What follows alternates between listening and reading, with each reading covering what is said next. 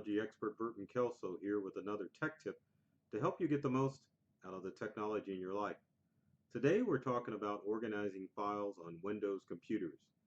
Paper files on your computer can be a pain in the butt, and it's just chaos when you can't find stuff on your computer. And it just makes you want to throw your hands up. Oh my goodness, all that paperwork, you just don't know what to do with it. And so it's a good idea to make sure that you organize your files so that way that you're not throwing paperwork like I am, trying to sift through all of those documents, photos, and videos that are stored on your Windows computer. What can you do to make sure that all those files are organized? Well, we're going to switch screens like we always do and make sure that you know how to find those lost files on your Windows computer. Let's go to our desktop here and take a look. So, all right, so we've got our Windows desktop computer here, and probably the only location to find lost files or files on your computer is under File Manager. File Manager is this yellow icon if you're using Windows 10 down in the lower left-hand corner. File Explorer, File Manager, there you go. So the way the files are organized on your Windows computer are normally by the standard folders. Your documents folders for documents, downloads are for downloads, pictures are for pictures. You have the screen captures if you enable the Windows 10 feature to do screen captures. There's desktop and there's videos. Now the ones that you want to feature or utilize all the time are desktop, videos, pictures, downloads, and documents. Any other folders that you see are folders that are just randomly showing up for different uses in Windows, and you don't necessarily have to worry about those extra folders that show up. But the view that I showed you before is the quick view, and these commonly used folders, documents, desktop downloads, and pictures and videos are the ones that you're going to primarily store your files on.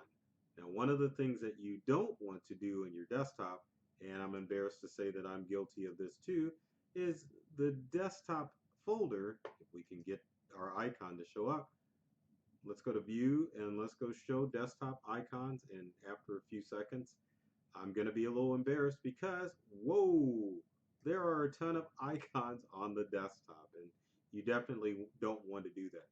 One of the problems with storing files on your desktop is that it can definitely slow down your computer. Windows sees your desktop folder as a storage folder, but it also is the first folder that loads when you start Windows. So if you have a ton of files on your desktop, it will take your Windows computer a while to load up. So what you want to do is either A, you want to have a clean desktop like I have here, or B, what you can do is to create shortcuts to your favorite folders. And how can you do that? Well, you've got to use the folder organization system, such as using your documents and downloads. But there are one or two ways that you can create shortcuts to your favorite stuff and make sure that you can access it easily. Now, the first thing that you can do is from the File Explorer, you can just drag and drop your preferred folder onto the desktop. What this does is it creates a shortcut. So once you drag documents onto the desktop, it disappears because I've got the icons hidden on the desktop, but it will create a shortcut, which is better than the actual icon because the shortcut just takes you directly to where the file is stored in the appropriate folder. Once you have too many files stored on your desktop, it will slow your computer down and it will be a jumble as far as locating those actual files. But as far as the order of files and where they should be stored, always keep the following methods in mind. When it comes to your computer, make sure that your documents are always stored under Documents. You want to make sure that your downloads are pointed to your Downloads folder. Pictures always should be stored in Photos. Same thing with your videos. Videos should always be stored in Videos. And your desktop, you basically just want to create shortcuts to it so that it will allow you to quickly access your files. One of the other ways that you want to utilize this method is with OneDrive. Now, many of you out there utilize OneDrive as part of the free login for Windows, or you have an Office 365 account and you have access to OneDrive there. Let's switch.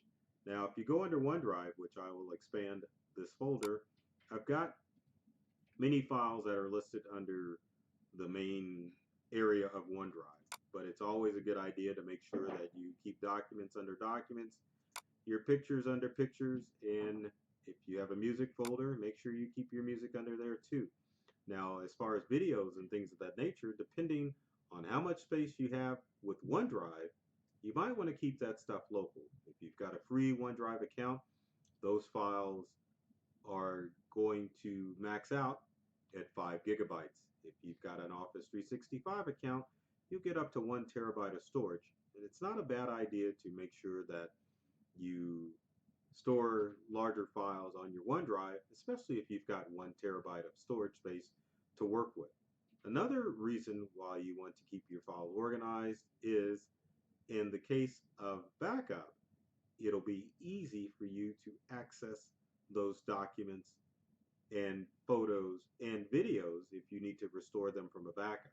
If you're using a backup system such as Carbonite, or even if you're using a backup system such as File History on your computer, your backup system will automatically copy the files to your backup the same way they were laid out on your computer. When it comes time to restore from a catastrophic incident, it'll be a lot easier to restore if your files are organized in the proper sequence. So make sure that you organize your files on your computer, or you're going to be like me and throwing up your papers or have a ton of clutter on your desktop. So if you have comments or questions, leave them in the comment section below. I'd love to hear from you to find out what tech tips you'd like to see me cover in future videos. And speaking of videos, be sure to subscribe. Either myself, Burton Kelso, the technology expert, or my company Integral. Our YouTube channels are full of videos that are designed to help you get more from the technology you use in your home or office.